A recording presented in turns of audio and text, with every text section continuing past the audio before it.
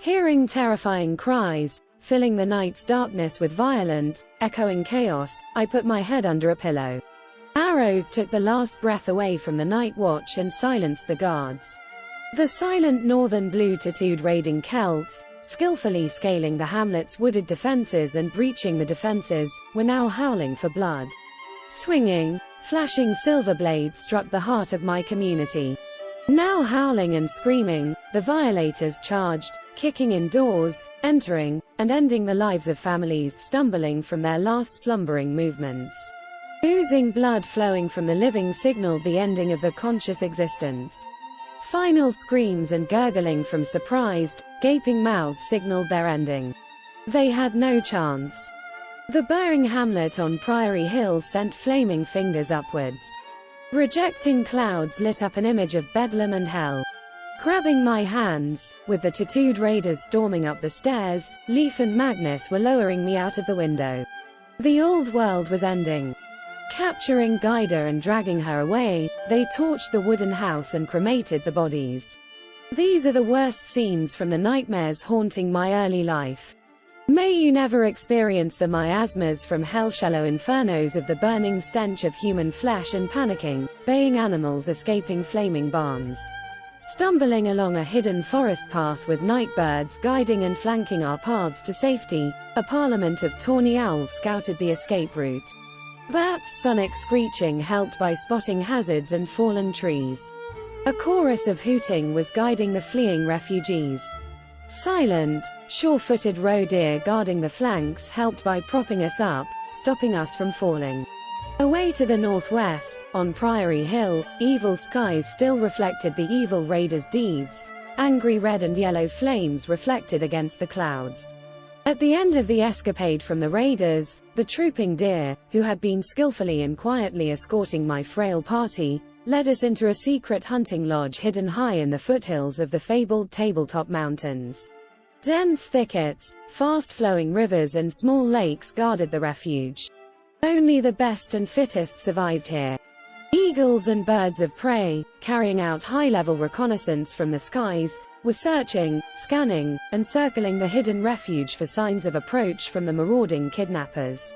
For 2 days, laying low, we spent sleeping, talking, planning, and discussing escaping from our catastrophic nightmare. Staying locked in the warmth and security of our safe house would have been the easy option. The will and the desire to save Gaida and try to do something positive was the winning option. Again, with the roe deer silently guiding us through the thickets, we found a small coracle tied to the moss-covered bank of the fast-flowing riverbank. With salmon and otters escorting us, the leather craft quickly bobbed down the winding river. Birds, wrens, robins and crows were keeping a sharp lookout. Ferrying past rocky rapids, valley troughs, and deep pools with swirling whirlpools, we escaped to the sandy estuary where the river entered the bay. Here, the deer and bird friends gave the protective escort to gannets, petrels, and black-backed gulls. Dancing, glinting dolphins began towing the tiny craft over the blue seas to the magical castle on the island in the west where the sun sets. As the moon waxed, the dolphins safely guided us into a sheltered cove hidden from prying eyes and the evil raiders. Scheming how to rescue Gaida in the magical island castle, Magnus, the wise, began slowly evolving his cunning plan with the horned, helmeted Norsemen. Leif used his heroic father's links to build new friendships with the clans, families and alliances that had evolved from his family's proud heritage, exploring distant lands across the ocean toward the setting sun. The petrels and swallows were constantly bringing news of sightings and developments on the movements of the northern raiders. A drugged and tied-up Gaida was being taken north into the Purple Mountains and the home of the Celt marauders.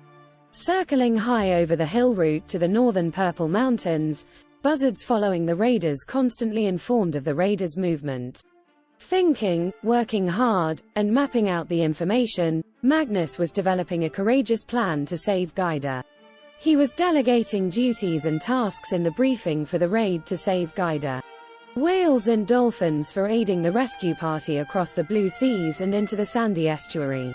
Flights of birds were the eyes and ears, deer and hares leading the heroic rescuers to the brigands' camp.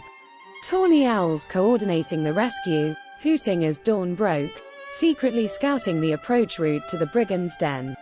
Asta, Magnus and Leaf, riding on the backs of the deer, knowing the otters were breaching the stockade, prepared their stun grenades and laser swords.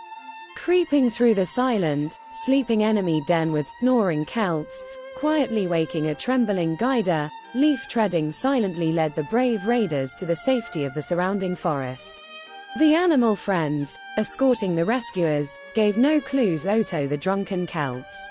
At the estuary, a school of whales, towing the long boat, ploughing the gentle waves, sped the rescuers to safety.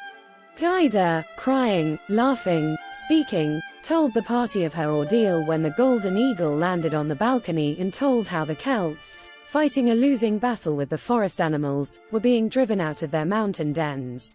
Celebrating the victory, Asta, proclaiming peace, declared independence for the animals and the people in the magical land of the winding river.